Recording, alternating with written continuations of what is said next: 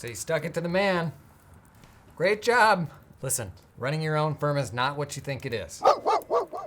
There have been some developments. 16 reasons to never start your own firm. The feels. Being a hot mess for somebody else is one thing, but being your own worst employee, that hits different. It's hard to turn up to work with that same energy level every day. We all know that. You have the same problem when you're working for yourself. The problem now is if you go and watch This Is Us at lunch and then need to curl up in a ball and eat saltines the rest of the day, nobody's kicking your butt to get back to work. Oh, I don't have much time.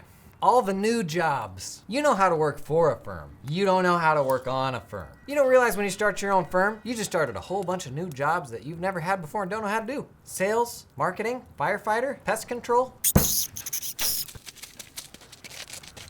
I didn't sign up for this. I just want to play with my numbers and go home. The old small business buffet. Remember in the old days when you'd sometimes run out of work? Welcome to the new days where you will never run out of work again for the rest of your life. There is always something to do. Maybe the website could be a little better. Maybe I could take this training. Does this corner smell a little bit too much like urine? It never stops. Never stops. The only way it stops is when you turn your brain off. And it turns out that's really hard to do. How about the loneliness? Running a firm can be very isolating. You don't have peers to commiserate with anymore. When your ship burns down, you're the only firefighter. Even in our social lives, how many people do you know that are business owners? Most of the people I know are employees. It can even be isolating outside of work. There are peer groups out there. You can find your communities of people like you. I'm gonna give this one a D for that reason. It can be managed. Oh my gosh. You're never off the clock. Taking a vacation? Ha! Hope nothing breaks. There's no one there to cover for you. Actual fire breaks out, it all stops with you, bub. This is especially hard if you do things when you're not working, like, I don't know, care for children, care for parents, have a life. Some of those things are non-negotiable. And inevitably things in work come up that are also non-negotiable. So it's a lot of negotiation. The Raccoons. Holy smokes! Oh my God! That's all I'm gonna say. The Raccoons. I never expected, that's all I'm gonna say. Financial volatility. Your money doesn't come in nice and smooth anymore. Lots of ebbs and flows. Means somehow while you're doing everything else, you gotta plan the rest of your financial life. Make sure you don't run out of money. Tax planning. Ha! Isn't that funny? It's a bit more of a roller coaster. Decision paralysis. You ever get tired from making decisions? I do. Do I take on this client? Do I call a plumber? Do I pay the utility bill? It can be exhausting. And when you're starting out, you don't have anyone else to push those decisions to. I'm not gonna give this one a D, because you can hire people to help with a lot of that stuff. Access to relationships. I said raccoons. I said raccoons, right? Okay, access to relationships. You don't realize until you're on your own, when you're in a firm, you have the collective pooling of all of those people's relationships and their network. You go on your own, it's just you. Which means sometime in the midst of doing the work, managing the business, you're supposed to also be networking, meeting new people, making new connections. And that's a heavy lift to do all by yourself. Distributed expertise. Do you know everything? I do not.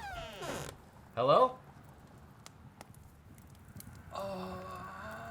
You're never gonna know everything. And when you leave, you're gonna miss those nice, warm arms of a person that knew nonprofits, or benefit plans, or all of the things that you don't know. Because you're never gonna know everything. Clients are gonna think you do. Hey, should I set up this trust? Hey, should I do this defined benefit plan? Hey, can I move out of the country? Hey, can I amortize NFT land? Not knowing any more than what you know is hard. Not too hard though. I'm actually gonna give that one a D. You just gotta be more specific about the types of clients you bring in. Only bring in the stuff that's in your wheelhouse and find some great referrals for everything else. Get off of that. Crappy benefits. Virtually impossible for a itty-bitty company to match the epic benefits you can get from some really large groups that have like their own group health plans and all these things. You're subject to basically what you can buy off the shelf. And if you're trying to hire people out of those big companies where they have really sweet benefits, that can be a challenge. So it's virtually impossible to ever match the best of benefits. That being said, I think nothing that like money and other forms of flexibility can't overcome. Balance.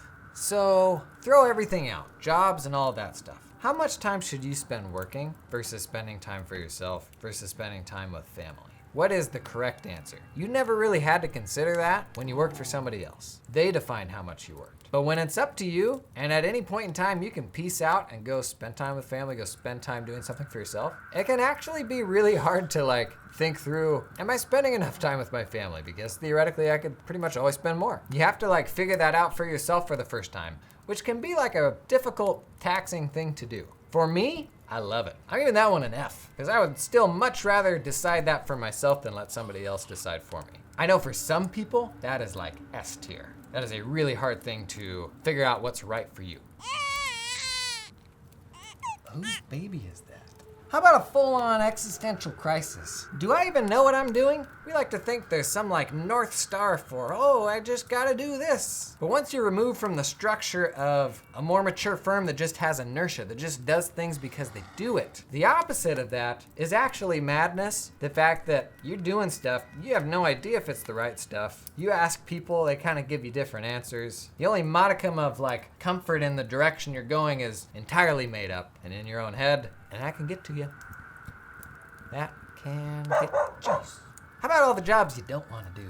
Your first day on your own, you gotta get the mail. You're licking stamps, figuring out how the hell do I fax something in 2022? All these things that you really rather not do. Specifically the work that's below you. Somebody's gotta do it. If you don't have a support team, it's gonna be you. I'm not actually that worried about that one though. I can give that one an F. No, I can give that one a D, because you can totally hire people for that stuff. Like hire a VA, don't get an office. That's just so much work. Use a virtual PO box. You can handle that one. A lot of these came from a Twitter thread, by the way, where a bunch of people were talking about this stuff. You can go check that out. There might be a link up here or in the video description. That's pretty good. Manufactured boundaries. Boundaries don't exist anymore unless you create them. Somebody else used to make your boundaries for you. And there's gonna be some days where you miss that. But now you get to make it up as you go. Or what most of us do, don't make them. Pay the price, have a medical event, make them for a few months, and then go back to how it was. Maybe the hardest part of running your own firm, making your own boundaries. But you can do it. D, last, YOLO. YOLO is really exciting on the other side of this. But to live YOLO, you don't even know if you're gonna like this. You have the audacity to do something you don't even know if you're gonna like. Put your entire livelihood on the line? You think those people are gonna take you back if you leave? Almost certainly. But still, you don't even know if you're gonna like this life. You know what my life was like before this? Before I was using a burn barrel for light? Before they shut all the utilities off? JK, that one gets an F. You know why? Because what's the flip side of that? How are you gonna feel about never knowing if you could have done it? That's the real crime. It may not be for you, but how else are you gonna know? Give it a try, or maybe dabble. See if there's a way to go part-time. Get a taste and see if it's for you. Shoot. There you go, 16 reasons to never start your own accounting firm. You're gonna hate it. If you like that, check out 16 reasons to start your own accounting firm. I did another video on that. I gotta go.